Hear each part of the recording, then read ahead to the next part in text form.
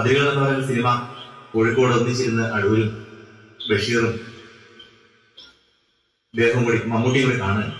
അപ്പൊ സിനിമയെ കണ്ടു കഴിഞ്ഞു ബഷീർ എന്ത് പറയുന്നതെന്ന് അറിയാൻ ഏറ്റവും കൂടുതൽ ആഗ്രഹം സംവിധായകൻ അടൂരിനെ. അടൂരി ചോദിച്ചു എങ്ങനെയുണ്ട് സിനിമ എന്ന് ചോദിച്ചു. പറഞ്ഞു സിനിമ എനിക്ക് നന്നായി ഇഷ്ടപ്പെട്ടു, പക്ഷെ ഇതിനകത്ത് നായകൻ എന്റെ അത്ര സുന്ദരനല്ലായിരുന്നു എന്നാണ് അദ്ദേഹം ആദ്യം ഇത്. അങ്ങനെ ഏത് രംഗം എടുത്താലും അതിനകത്തൊരു ഹാസ്യം സൂക്ഷിക്കുന്ന മറ്റൊരു മലയാള സാഹിത്യകാരനും അവകാശപ്പെടാനില്ലാത്ത, മറ്റുള്ളവരൊക്കെ ഹാസ സാഹിത്യകാരന്മാർ എന്നറിയപ്പെടുമെങ്കിലും ബഷീർ അങ്ങനെ അറിയപ്പെട്ടു. ബഷീർ ഏറ്റവും സങ്കടം നിറഞ്ഞ നോവലുകളും കഥകളും ഒക്കെ എഴുതുമ്പോഴും അതിനകത്തൊരു ഹാസ്യം സൂക്ഷിച്ചു. കാരണം അദ്ദേഹം അതിന് കാരണമായി പറഞ്ഞത്, എത്ര വലിയ ദുഃഖം വരുമ്പോഴും ആ ദുഃഖത്തിലേക്ക് മനുഷ്യരെ തള്ളിയിടാൻ ഞാൻ ആഗ്രഹിക്കുന്നില്ല എന്നാണ് പറയുന്നത്. അങ്ങനെ പറയാൻ നമുക്ക് ഒരേ ഒരു ബഷീറുണ്ടായി. ബഷീറിനെ താരതമ്യം ചെയ്യാൻ മറ്റൊരു സാഹിത്യകാരനെ കൊണ്ടും മറ്റൊരു സാഹിത്യകാരനോടും കഴിയുമായിരുന്നില്ല എന്നുള്ളതാണ് അദ്ദേഹത്തിന്റെ പ്രത്യേകത. അദ്ദേഹത്തിന്റെ ഒരുപാട് മലയാളത്തിലെ അവാർഡുകൾ അദ്ദേഹത്തിന് കിട്ടുന്നതൊന്നുമില്ല, പക്ഷെ പത്മശ്രീ ഉൾപ്പെടെ കേന്ദ്ര സാഹിത്യകാരനോട് ഫെലോഷിപ്പ് കിട്ടിയിട്ടുണ്ട്. പക്ഷെ അദ്ദേഹം എഴുതിയതെല്ലാം സ്വന്തം അനുഭവത്തിൽ നിന്ന് മാത്രം. മറ്റ് എഴുത്തുകാരൊക്കെ കൂടുതലും ആ കാലത്തെ സാമൂഹ്യ ജാതി വ്യവസ്ഥകളിൽ നിന്നുകൊണ്ടൊക്കെ കലവി ഉൾപ്പെടെ എഴുതുമ്പോഴും ബഷീർ എഴുതിയത് മുഴുവനും സ്വന്തം അനുഭവത്തിൽ നിന്ന് മാത്രം. അങ്ങനെ ഒരു സാഹിത്യകാരൻ മലയാളത്തിൽ ബഷീറിന് മുമ്പോ ശേഷമോ ഉണ്ടായി. അതാണ് ബഷീറിന്റെ പ്രത്യേകതയായിട്ട് തോന്നുന്നത്. അപ്പൊ ബഷീർ നമുക്കറിയാം, ആ സ്വാതന്ത്ര്യ സമരം അജീഷ് സാർ പറഞ്ഞ പോലെ അന്നത്തെ കോൺഗ്രസ് എന്ന് പറയുന്നത് സ്വാതന്ത്ര്യ സമര പ്രസ്ഥാനമായിരുന്നു. സ്വാതന്ത്ര്യ സമര പ്രസ്ഥാനത്തിന് വേണ്ടി രൂപീകരിക്കപ്പെട്ട ഒരു പ്രസ്ഥാനം ആയിരുന്നു കോൺഗ്രസ്. അപ്പൊ അന്ന് അദ്ദേഹം വിദ്യാർത്ഥിയായിരിക്കുമ്പോൾ നമുക്കൊക്കെ അറിയാം, നമ്മുടെ സ്വാതന്ത്ര്യ ചരിത്രരേഖ ചെറുതായിട്ട് അവതരിപ്പിച്ചായിരുന്നു. അപ്പൊ അങ്ങനെ ചെറുപ്പത്തിൽ തന്നെ അദ്ദേഹം ഈ സ്വാതന്ത്ര്യ സമര പ്രസ്ഥാനത്തിലേക്ക് ആകർഷിക്കപ്പെട്ട് വിട്ടുപുറത്ത് പഠിക്കുമ്പോൾ വീട്ടിൽ നിന്ന് റംസാൻ ദിനത്തിൽ കിട്ടിയ തല്ലാണ് അദ്ദേഹത്തെ ഈ അനുഭവങ്ങളിലെല്ലാം പിൽക്കാലത്തെ ബഷീറായി മാറാൻ പ്രേരിപ്പിച്ച്. അപ്പൊ അതെന്താണെന്ന് ചോദിച്ചു കഴിഞ്ഞാൽ, അന്ന് വൈകുന്നേരം വീട്ടിലെത്തിക്കേണ്ട അരി തോണിയിൽ കൊണ്ടുവരണമെന്ന് പുള്ളിയുടെ വാപ്പ പറഞ്ഞായിരുന്നു. പക്ഷെ പുള്ളി അത് ചെയ്തില്ല. രാത്രിയിൽ വന്നപ്പോ അരി കൊണ്ടുവന്നിട്ടില്ല. അപ്പൊ അച്ഛന്റെ തല്ലി കിട്ടി. അന്ന് രാത്രിയിൽ പുറപ്പെട്ട അദ്ദേഹത്തിന്റെ തിരിച്ചുള്ള വരവെന്ന് പറയുന്നത് കോഴിക്കോട്ടേക്ക് പോയി പുസ്തകത്തിൽ പങ്കെടുക്കുന്നു. വിശദമായിട്ട് ഞാൻ പറയുന്നില്ല, അതെല്ലാം സൂചിപ്പിച്ചു കഴിഞ്ഞു. പിന്നീട് അദ്ദേഹം ഇവിടുന്ന് പോയിട്ട് 10 വർഷക്കാലം അദ്ദേഹം ഇന്ത്യയിലെ വിവിധ ഭാഗങ്ങളിൽ കടന്നു ഒരുപാട് ജോലികളൊക്കെ ചെയ്തു. അതെല്ലാം സൂചിപ്പിച്ചു. അതിനിടയ്ക്കെല്ലാം അദ്ദേഹം ചെയ്ത ജോലികൾ ഏത് ജോലിയും ചെയ്യുമായിരുന്നു. കൈനോട്ടക്കാരൻ ഉൾപ്പെടെ പാചകക്കാരൻ, അങ്ങനെ. അപ്പൊ ഇതിൽ നിന്നെല്ലാം വ്യത്യസ്തമായിട്ട് അദ്ദേഹം ഈ അജ്മീറിൽ മരുഭൂമിയിൽ കൂടി അലഞ്ഞു നടന്നൊരു കാലം ഉണ്ടായിരുന്നു. അപ്പൊ അങ്ങനെ അലഞ്ഞു നടന്ന ആ ഒരു സമയത്ത് അദ്ദേഹം ദാരിദ്ര്യം കിട്ടാതെ വീട് കഴിക്കുമ്പോഴത്തേക്ക് കുറെ സന്യാസിമാര് കൂടിയിട്ട് വന്നിട്ട് പൂർണ്ണനഗ്നരായിട്ടുള്ള സന്യാസികളാണ്. അപ്പൊ അവരുടെ കൂടെ കൂടുകയാണ് പിന്നെ പുള്ളി അവസാനം പറയുന്നത്, ഞാൻ പൂർണ്ണനഗ്നനായിരുന്നില്ല, എനിക്ക് ലങ്കോട്ടി ഉണ്ടായിരുന്നു അദ്ദേഹം പറയുന്നത്. അവിടുന്ന് അദ്ദേഹം മുസ്ലിം സൂഫി വര്യന്മാരുടെ കൂടെ പോയിട്ട് അതുപോലെ തന്നെ 3 വർഷം അലഞ്ഞു. അപ്പൊ അങ്ങനെ രാജ്യത്തിന്റെ വിവിധ ഭാഗങ്ങളിൽ അലഞ്ഞു നടന്ന് തിരിച്ചെത്തിയാണ് അദ്ദേഹം ഒരു മഹാസാഹിത്യകാരനായി മാറുന്നത്. അപ്പൊ അങ്ങനെ ഒരു ബഷീർ, അദ്ദേഹത്തിന്റെ മകള് ഇന്ന് നമ്മളോട് പറഞ്ഞത് 31 വർഷം കഴിഞ്ഞിട്ടും അദ്ദേഹത്തെ നമ്മളെല്ലാം ഓർക്കുന്നുവെങ്കിൽ അത് വലിയൊരു ഭാഗ്യമാണ്. അപ്പൊ അദ്ദേഹത്തെ പറ്റി കേളപ്പൻ പറഞ്ഞത് മലയാള സാഹിത്യ ലോകത്തിൽ ഒരു അത്ഭുതമാണ് അദ്ദേഹം എന്നാണ് കേളപ്പൻ പറയുന്നത്. അപ്പൊ അങ്ങനെ ബഷീർ എല്ലാ കാലത്തും ഈ മുസ്ലിം സ്ത്രീകളുടെ ഒരു, അതായത് ഖുർആൻ അദ്ദേഹം ചെറുപ്പത്തിലെ പഠിച്ചിട്ടുണ്ടായിരുന്നു. അപ്പൊ അദ്ദേഹം മുസ്ലിം സ്ത്രീകളെ രണ്ടാമതായി കാണുന്ന ഒരു സംഭവം ഇപ്പോഴും ഉണ്ട്, നമുക്കറിയാം. അപ്പൊ അതിൽ നിന്ന് എല്ലാം ഒരു മോചനം ആഗ്രഹിച്ചുകൊണ്ടാണ് അദ്ദേഹത്തിന്റെ കൃതികളിലെല്ലാം അദ്ദേഹം സ്ത്രീകളെ അവതരിപ്പിച്ചത്. കാരണം ഖുർആനിൽ പറയുന്നില്ല ഇവർക്ക് 2ാം സ്ഥാനമാണ് കൊടുക്കുന്നതെന്ന്. പക്ഷെ ആ സംവിധാനം അങ്ങനെയാണ് പലപ്പോഴും കരുതിക്കൊള്ളുന്നത്. അതിന് എല്ലാ കാലത്തും നേതൃത്വമുണ്ട്. അദ്ദേഹത്തിന്റെ കൃതികളിലും അങ്ങനെയാണ്, നിലപാടുകളും അങ്ങനെയായിരുന്നു ബഷീറിന്റെ.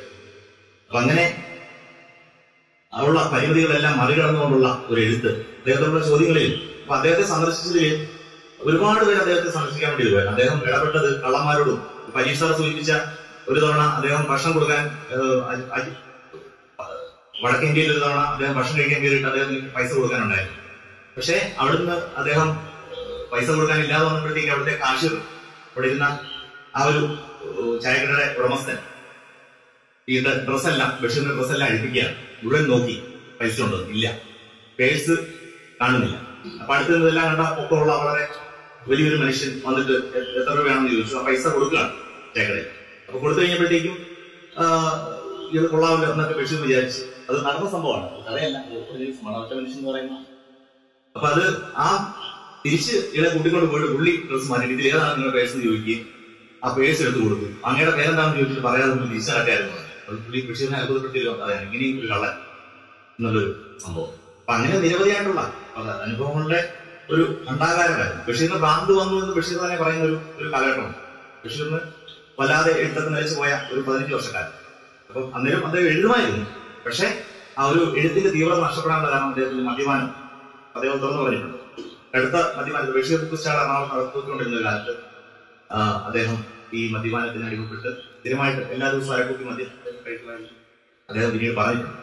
അപ്പൊ അത് ഒരു ഭ്രാന്ത് പിടിച്ചൊരു മാനസികാവസ്ഥയിൽ കൂടിയാണ് ഞാൻ ആ സമയത്ത് കടന്നുപോയത് എന്ന് അദ്ദേഹം പറയുകയും ആ ഒരു പ്രതിസന്ധി ഘട്ടത്തെ അദ്ദേഹം പിന്നീട് അതിജീവിക്കുകയും ചെയ്തുകൊണ്ട് മദ്യപാനം പൂർണ്ണമായി നിർത്തി. അപ്പം മദ്യം അദ്ദേഹത്തിന്റെ ആ ഒരു വാക്ക് തന്നെ പ്രശസ്തമാണ് മദ്യത്തെ പറ്റി പറഞ്ഞത്. അതായത് മദ്യം ഒറ്റ വാതിലെ തുറക്കുന്നു, അത് നാശത്തിൻ്റെതാണ് എന്നാണ് അദ്ദേഹം പിന്നീട് അതിനെപ്പറ്റി പറഞ്ഞത്. അപ്പം അദ്ദേഹത്തെ ഇതുപോലെ തന്നെ ഏതൊരാൾക്ക് സമീപിക്കാവുന്നില്ല. ഇപ്പൊ സാധാരണ രീതിയിൽ എൻജിവാസികളൊക്കെ തെറ്റിക്കുന്ന സാധാരണ അദ്ദേഹം ആരെ മൈൻഡ് ചെയ്യാറില്ലാത്ത ഒരാളാണ്. ആരോടും പ്രത്യേകിച്ചൊന്നും സംസാരിക്കാത്ത ഒരു കാരണമാണ് NG. അപ്പൊ അതുപോലെ തന്നെ വലിയ സാഹിത്യകാരന്മാരോടൊക്കെ സമീപിക്കാൻ അപ്രോച്ചബിൾ അല്ല ആയി. പക്ഷെ നമ്മുടെ വൈക്കംപോത് വിളിച്ചുള്ള മാറ്റം അങ്ങനെയല്ല. കള്ളന്മാർ വരെ വന്ന് അദ്ദേഹത്തെ കാണുമായിരുന്നു. അവരോടെല്ലാം സന്തോഷത്തോടെ, അതായത് ഏത് തരത്തിലുള്ള ജോലികളിൽ ഏർപ്പെടുന്ന സ്ത്രീകൾ വരെ അദ്ദേഹത്തെ കാണാൻ വേണ്ടിയിട്ട് അനുവാദം കൂടാതെ അദ്ദേഹത്തിന്റെ വീട്ടിലെത്തി അല്ലെങ്കിൽ ബുക്ക് സ്റ്റാളിലെത്തി അദ്ദേഹത്തെ കാണാനുള്ളൊരു ഇതുണ്ടായിരുന്നു. അപ്പൊ അങ്ങനെ വന്നതിൽ M. ഹുസൈൻ വരെയുണ്ട്. വിഖ്യാത ചിത്രകാരനായിട്ടുള്ള ഇന്ത്യയിലെ കണ്ട ഏറ്റവും മഹാനായ ചിത്രകാരനാണ് M. ഹുസൈൻ. ഇന്ത്യയിലല്ല അദ്ദേഹം, നമുക്കറിയാം. അദ്ദേഹം വരെ അദ്ദേഹം കാണാൻ വേണ്ടി വന്നു. അങ്ങനെ ഏത് വിഭാഗവും. അപ്പൊ നമ്മളൊക്കെ ചെന്നാലും നമ്മളെ സ്നേഹപൂർവ്വം വിളിച്ചിരുത്തി ഭാബി ബഷീറിന്റെ കയ്യിൽ നിന്ന് ചായ വാങ്ങി കുടിച്ചു പോകാനുള്ള ഒരു സംഭവം അന്നത്തെ കാലത്ത് എല്ലാവർക്കും ഉണ്ടായിരുന്നു. അപ്പൊ അങ്ങനെ അത്ര ജനകീയനായിരുന്നു. നമ്മളെ ബഷീറുമായി ബന്ധിപ്പിച്ച് നിർത്തുന്നതും അത്തരം ഒരു വൈകാരികത. കാരണം ഈ അദ്ദേഹത്തിനെയും എല്ലാ മനുഷ്യരെയും ഒരുപോലെ കാണാനുള്ള ഒരു പ്രത്യേക വൈഭവം ഉണ്ടായിരുന്നു. മനുഷ്യൻ മാത്രമല്ല, മുമ്പ് അജീഷ് സാർ സൂചിപ്പിച്ചത് തന്നെ സർവ്വചരാചരങ്ങൾ. ഇങ്ങനെ ഈ പാമ്പ്, പഴുതാര, ഏറ്റവും ചെറിയ ജീവികളെ വരെ ഈ അദ്ദേഹം സ്നേഹിച്ചിരുന്നു എന്നുള്ളതാണ്. എല്ലാവർക്കും ഭൂമിയിൽ ഒരു അവസരമുണ്ട്. അപ്പൊ അത് കൊല്ലാനുള്ളതല്ല. അപ്പൊ അജീഷ് സാർ പറഞ്ഞു, നമ്മുടെ വീട്ടിലേക്ക് ആണെങ്കിൽ എന്തെങ്കിലും ഒരു വെട്ടുകാലി കണ്ടാകുന്ന വെറുതെ വിടുന്നുണ്ട്. ചുരുങ്ങി പക്ഷെ അതിനെ എടുത്ത് വെളിക്കൊണ്ട് കളയാനുള്ള ഒരു മാനസികാവസ്ഥ പോലും ഇല്ലാത്ത ആളുകളാണ് നമ്മൾ ഒക്കെ. കാരണം അതൊക്കെ പെട്ടെന്ന് തന്നെ നമുക്ക് ആ തോന്നുന്നില്ല, അങ്ങനെ കൊല്ലുക, പിള്ളേരോ കയറി കഴിഞ്ഞാൽ അതിനെ കഴിക്കുമോ എന്നൊക്കെയുള്ള തോന്നലാണോ. പക്ഷെ അങ്ങനെ ഒരിക്കലും ചിന്തിക്കുക പോലും ചെയ്യാത്ത ആളായിരുന്നു ബഷീർ. അപ്പൊ അങ്ങനെ എല്ലാ സർവ്വചരാചരങ്ങൾക്കും പൂർണ്ണ പിന്തുണ കൊടുക്കുകയും അവയെല്ലാം തന്റെ സൃഷ്ടികളിലെ കഥാപാത്രങ്ങളായി കൊണ്ടുവരികയും ചെയ്തുകൊണ്ടാണ് ബഷീർ മഹാനാണ്. അപ്പൊ അതുകൊണ്ട് ബഷീറിന് ശേഷവും ബഷീറിന് മുമ്പും എന്നുള്ളതാണ് മലയാള സാഹിത്യത്തിന്റെ ഒരു ചരിത്രം എന്ന് പറയുന്നത്. കാരണം ഇങ്ങനെ ഇതിഹാസതുല്യമായി മാനവികതയോട് മനുഷ്യനോട് ചേർന്ന് നിൽക്കുന്ന ഒരു സ്വഭാവവിശേഷം അദ്ദേഹത്തിന്റെ ഒരു പുതിയ പേര് നമുക്ക് ഇപ്പം സിനിമയെ പറ്റി പറഞ്ഞു. സിനിമയെ പറ്റി എനിക്ക് ആ കാര്യത്തിന് ഒരു അഭിപ്രായ വ്യത്യാസം എന്ന് പറയുന്നത്, ക്രൈം നമുക്കിപ്പോൾ ഇഷ്ടംപോലെ നടക്കുന്നുണ്ട് അല്ലേ? നമ്മുടെ നാട്ടിൽ ഇഷ്ടം പോലെ ക്രൈം നടക്കുന്നുണ്ട്. അപ്പൊ നമുക്ക് പോലും ചിന്തിക്കാൻ പറ്റാത്ത തരത്തിലുള്ള ക്രൈം നടക്കുന്നത് നമ്മുടെ കേരളത്തിൽ പോലും. വടക്കേന്ത്യയിലേക്കൊന്നും പോകണ്ടല്ലോ. നമുക്കിപ്പോ തന്നെ ഉദാഹരണത്തിന് കഴിഞ്ഞ ദിവസങ്ങളിൽ സംഭവിച്ച കാര്യം പോലെ ഇപ്പൊ 2 കൊലപാതകം ചെയ്യുന്ന ഒരാൾ ഒരു കൊലപാതകം ചെയ്ത വർഷങ്ങൾക്ക് ശേഷം പറയുന്നു എത്ര കൃത്യമായിട്ടാണ് മറ്റ് ഒരു സ്ത്രീ പ്രസവിച്ച കുഞ്ഞിനെ കൊല്ലുന്നു. അപ്പൊ അത് ആസൂത്രണം ചെയ്ത് കൊല്ലുമ്പോഴാണ് സ്വാഭാവികമായിട്ടും അവിവാഹിതമായിട്ടുള്ള ഒരു പെൺകുട്ടി അല്ലെങ്കിൽ സ്ത്രീ അങ്ങനെ ഒരു സംഭവം ഉണ്ടാകുമ്പോൾ ഈ സമൂഹം എന്ന് പറയുന്ന അത്ര മോശമായിട്ടുള്ള ഒരു സംവിധാനത്തെ പേടിച്ചിട്ട് ചെയ്യുന്ന ഒരു സംഭവത്തെക്കാളുപരി ഇതൊരു ആസൂത്രണം ചെയ്ത് 2 കുട്ടികളെ കൊല്ലുക എന്നൊക്കെ പറയുമ്പോഴത്തേക്കും ജീവിച്ച കുറെ കാലം ജീവിച്ച 2 പേര്. അപ്പൊ അത്തരത്തിൽ കുറ്റകൃത്യത്തിന്റെ വിളനിലമായി മാറുന്ന ഒരു അവസ്ഥ നമ്മുടെ നാട്ടിൽ പോലും ഉണ്ട്. ഇപ്പോഴത്തെ കുട്ടികളൊക്കെ അങ്ങനെ സിനിമ കണ്ട് ക്രൈം ചെയ്യുന്നുണ്ടെന്ന് എനിക്ക് തോന്നുന്നില്ല. സിനിമയല്ല ക്രൈമിൽ പ്രേരിപ്പിക്കുന്നത്, പൊതുവെ ഇപ്പോഴത്തെ ഈ ലഹരി സംവിധാനം തന്നെയാണ്. അപ്പൊ അതിന് സംശയമില്ല. കാരണം ഇപ്പൊ ഈ ബാംഗ്ലൂര്, ഈ പറയുന്ന കൊച്ചി ഒക്കെ ലഹരിയുടെ ഹബ്ബായി മാറിയിട്ടുണ്ടല്ലോ. അപ്പൊ അത് പിടിക്കാനുള്ള മാക്സിമം എഫർട്ട് ഈ പറയുന്ന ഇവിടുത്തെ സംവിധാനങ്ങളൊക്കെ ഉപയോഗിക്കുന്നുണ്ടെങ്കിലും അപ്പൊ അത് പൂർണ്ണമായിട്ട് വരുന്നില്ല, നന്നായിട്ട് വരുന്നുണ്ട് ഈ സംഭവം. അതാണ് മെയിൻ കാരണം എന്നുള്ളതാണ്. അപ്പൊ കഞ്ചാവ് വരുവാണെന്ന് എനിക്ക് തോന്നുന്നില്ല. കാരണം കഞ്ചാവൊക്കെ എനിക്ക് തോന്നുന്നത് വലിക്കുന്ന ആളുകളൊക്കെ അത്രയും പറഞ്ഞിട്ടുള്ളത് അത് പിന്നെ സ്ലോ ആക്കുകയാണ് മനുഷ്യനെ. ഒരിക്കലും ഒരു ചാടി പിടിച്ചുള്ള സാധനത്തിലേക്ക് പറ്റത്തില്ല. അത് കൂടുതലും മദ്യം തന്നെയാണ്. ഇപ്പൊ ബഷീറൊക്കെ ഇന്നത്തെ കാലത്താണ് ജീവിച്ചിരുന്നെങ്കിൽ, NG പോലും ഇന്നത്തെ കാലത്താണെങ്കിൽ എന്തൊക്കെ ആക്രമണത്തിന് വിധേയമായിരുന്നു. സുരേഷ് ഗോപിക്ക് പോലും രക്ഷയില്ലാത്തതാണ്.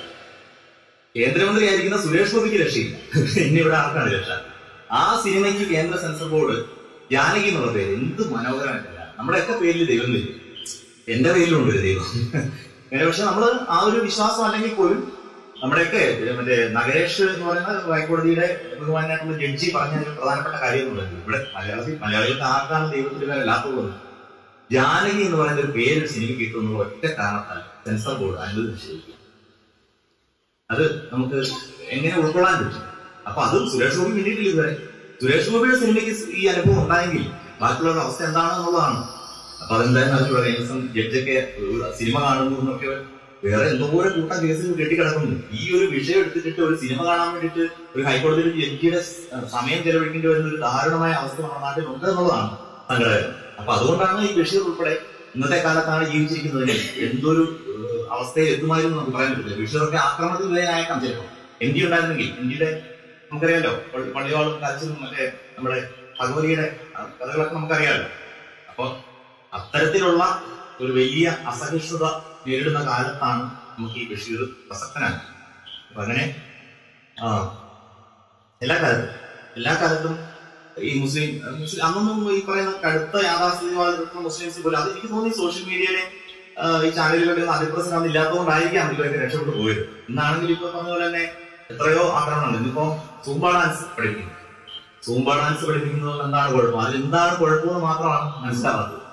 ഇന്റർവ്യൂ എടുക്കുമ്പോൾ ഇദ്ദേഹത്തിന്റെ അടുത്ത്, ബഷീറിന്റെ അടുത്ത് ഇന്റർവ്യൂ എടുക്കും, ബഷീറിന്റെ ചുറ്റുപാടുള്ളതെല്ലാം പകർത്തുക എന്നുള്ളതാണ് സാധാരണ ഇന്റർവ്യൂ ചെയ്യാറുള്ളത്. കാരണം അദ്ദേഹം എല്ലാത്തിനെയും ചുറ്റുപാടുകളെ മുഴുവൻ ഭയങ്കരമായി വീക്ഷിക്കുന്ന ആളായിരുന്നു. അപ്പൊ അങ്ങനെ എല്ലാ തരത്തിലും മലയാളിക്ക് മറക്കാനാവാത്ത വൈകാരിക അനുഭവം സമ്മാനിച്ച ഒരു ആളായിരുന്നു അദ്ദേഹം. അദ്ദേഹത്തിന്റെ വീട്ടിലെ പട്ടി പോലും പ്രശസ്തനാണ്. ഷാൻ എന്ന് പേരുള്ള പട്ടി പോലും പ്രശസ്തനായിട്ടുണ്ട്. അദ്ദേഹത്തിന്റെ വീട്ടിലെ ഓരോ അംഗങ്ങളുമായിരുന്നു അദ്ദേഹത്തിന്റെ കഥാപാത്രം. സ്വന്തം അനുഭവത്തിന് നല്ല പേരിട്ടല്ലാതെ അദ്ദേഹം ഒരിക്കലും ഒരു കഥയോ നോവൽ എഴുതിയിട്ടുണ്ടായിരുന്നു. മലയാള സ്ത്രീയൊക്കെ മുമ്പ് അജീബ് സാർ പറഞ്ഞതുപോലെ തന്നെ അദ്ദേഹത്തിന്റെ വ്യക്തി ജീവിതത്തിന്റെ മജീദും അദ്ദേഹം തന്നെയാണ് സുഹറ, ഈ കഥാപാത്രങ്ങളെല്ലാം ഒരു ചെറിയ സീൻ മാത്രമേ അതിനകത്ത് എന്റെ നല്ലതായിട്ടുള്ളൂ എന്നാണ് ബഷീർ പറഞ്ഞിട്ടുള്ളത്. കാലിനെന്തോ ചെറിയൊരു പരിക്ക് പറ്റുന്ന ഒരു സീൻ മാത്രമാണ് അതിനകത്ത് എന്റെ നല്ലതായിട്ടുള്ളത്, ബാക്കി മുഴുവൻ ഞാൻ തന്നെയാണ് എന്നാണ് അദ്ദേഹം പറഞ്ഞത്. അപ്പൊ അദ്ദേഹത്തോട് ഇന്റർവ്യൂമാരൊക്കെ ചോദിക്കുന്ന ചോദ്യമുണ്ട്. അദ്ദേഹം അധികം പേരൊന്നും വായിച്ചിട്ടില്ല. അന്നത്തെ പ്രശസ്തരായിട്ടുള്ള കേശവദേവ്, തകഴി ഉൾപ്പെടെയുള്ള സാഹിത്യകാരന്മാരൊക്കെ ഉണ്ടായിട്ടും ഇവരൊന്നും അധികം വായിക്കാത്ത ആളാണ് ബഷീർ. അതിന്റെ കാരണം അദ്ദേഹത്തോട് ചോദിച്ചപ്പോൾ അദ്ദേഹം പറഞ്ഞു, ഞാൻ ഈ ബുക്ക് സ്റ്റാൾ എറണാകുളം നടന്നതിന്റെ തൊട്ടപ്പുറത്ത് നെഹ്റുവും പട്ടേലും രാജേന്ദ്ര പ്രസാദും ഒക്കെ പ്രസംഗിക്കാൻ വന്നു പോയിട്ടുണ്ട്. പക്ഷെ ഞാൻ ഒരിക്കലും അവരെ കാണാൻ പോയിട്ടില്ല. അപ്പൊ അതുകൊണ്ട് മറ്റുള്ളവർ വായിച്ച് അതിൽ നിന്ന് ഉൾക്കൊണ്ട അനുഭവം എനിക്ക് വേണ്ട എഴുതാൻ എന്ന് അദ്ദേഹം തുറന്നു പറഞ്ഞിട്ടുണ്ട്. അപ്പൊ അങ്ങനെ ഉള്ള ഒരു താൻപോരിമയ്ക്ക്, അപ്പൊ അതായത് ഇതുപോലെ സ്വന്തം ജീവിതത്തിൽ നിന്നുള്ള കടുകട്ടിയായിട്ടുള്ള അനുഭവങ്ങൾ, അതായത് ഒരു രൂപ പോലും ഇല്ലാതെ യാത്ര ചെയ്യുന്ന അതുപോലെ തിക്തമായിട്ടുള്ള അനുഭവങ്ങൾ വർഷങ്ങൾ 10-12 വർഷക്കാലം ഒരു അവധൂതനെ പോലെ അലഞ്ഞു നടന്ന അദ്ദേഹം സ്വായത്തമാക്കിയിട്ടുണ്ടായിരുന്നു. അതുകൊണ്ടാണ് അദ്ദേഹത്തിന് ഇങ്ങനെ എഴുതാൻ പറ്റിയത്. ഇപ്പൊ ഷേഖ് അബ്ദുള്ളയുടെ കാശ്മീരിൽ ചെന്നപ്പോ ഷേഖ് അബ്ദുള്ളയുടെ വീട്ടിലാണ് താമസിച്ചത്. അവിടെ ചെന്ന് പരിചയപ്പെട്ട ആള് ഈ തെക്കേ ഇന്ത്യയിലെ മുഴുവൻ വിശേഷങ്ങളും, അന്ന് ഇന്നത്തെ പോലെ പോകണോ മറ്റു സംസ്ഥാനങ്ങൾ ഇല്ലാത്തൊരു കാലഘട്ടമല്ലേ 50 മുമ്പ്. അപ്പൊ ആ കാലത്ത് കാശ്മീരിൽ ചെന്നിട്ട് അദ്ദേഹം ഷേഖ് അബ്ദുള്ളയുടെ വീട്ടിൽ കൊണ്ട് താമസിപ്പിച്ചതാണ്. അവിടെ നിന്ന് നേരെ പോയത് അതിർത്തി ഗാന്ധിയുടെ അടുത്തേക്കാണ്, ഖാൻ അബ്ദുൾ ഗാഫർ ഖാൻ അല്ലേ. അപ്പൊ അദ്ദേഹത്തിന് വീട്ടിൽ പോയി കുറെ നാൾ അവിടെ അതിഥിയായിട്ട് താമസിച്ചു. പക്ഷെ അവിടെ നിന്നൊക്കെ പോകുമ്പോഴും ഇവരുടെ പൈസ ഉണ്ടാവില്ല, മറ്റു പല ജോലികളും ഇതൊക്കെ ചെയ്തില്ല. 5ാം ക്ലാസ്സിൽ പഠിക്കുമ്പോഴാണ് അതുവരെ വിദ്യാഭ്യാസം കുറവ്, പക്ഷെ ഇംഗ്ലീഷ് നന്നായിട്ട് വശം ഉണ്ടായിരുന്നു. അപ്പൊ അതുപോലെ തന്നെ ഒരു തവണ ട്യൂഷൻ എടുക്കാൻ പറ്റി എടുത്ത് മലയാളി അടക്കമുള്ള ആളുകൾക്ക് ട്യൂഷൻ എടുത്തു. അദ്ദേഹം അതിനായിട്ട് ഇന്റർമീഡിയറ്റിൽ പഠിക്കുന്ന പുസ്തകങ്ങൾ പഠിക്കാൻ എന്നിട്ടാണ് ട്യൂഷൻ എടുക്കുന്നത്. കണക്ക് പഠിപ്പിക്കാൻ പറഞ്ഞപ്പോൾ അദ്ദേഹത്തിന്റെ ഏറ്റവും വശമില്ലാത്ത ഒരേ സാധനം കണക്കാണ്. അതുകൊണ്ടാണ് അദ്ദേഹത്തിന്റെ കണക്കെന്ന് പറയുന്നത് മുമ്പ് സൂചിപ്പിച്ചത് ഇമ്മിണി വലിയ ഒന്നാണ്. അപ്പൊ അതുകൊണ്ട് കണക്കിൽ ഉള്ള ഒരു പോരായ്മയായിരുന്നു അദ്ദേഹത്തിന് ഉണ്ടായിരുന്നത്. അപ്പൊ അവിടെ പിന്നെ അവിടെ നിന്ന് രക്ഷപ്പെടുകയാണ്. പിന്നെ അങ്ങനെ ചെയ്യാത്ത ജോലികളില്ലാതെ ഇല്ലാത്ത അത്ര ഒരു നടന്ന മനുഷ്യൻ. അപ്പോ എന്തായാലും ഈ വൈക്കം മുഹമ്മദ് ബഷീറിന്റെ അനുസ്മരണം ചടങ്ങ് കൂടി ഈ വയനാട് രക്ഷാചരണത്തിന്റെ ഭാഗമായിട്ട് മുതലക്കോടൻ ജയ്ഹിന്ദ് ലൈബ്രറി സംഘടിപ്പിച്ചു എന്നുള്ളത് വളരെ അനിവാര്യ പ്രസക്തമാണ്. ഇന്ന് അദ്ദേഹത്തിന്റെ ചരമദിനമാണ്. മുതലക്കോടൻ ജയ്ഹിന്ദ് ലൈബ്രറി സംസ്ഥാന തല അവാർഡുകൾ നിർവഹിക്കുമ്പോൾ കൂടുതൽ വിവരങ്ങളിലേക്ക് മുന്നേറുന്ന ഒരു സമയമാണ്. കൂടുതൽ നേട്ടങ്ങളിലേക്ക് ജയ്ഹിന്ദ് ലൈബ്രറി പോകട്ടെ. ഇവിടെ ഈ അനുസ്മരണ ചടങ്ങിന് എത്തിച്ചേർന്ന മുഴുവൻ പേർക്കും എന്റെ നന്ദി കൂടി രേഖപ്പെടുത്തുന്നു. നന്ദി.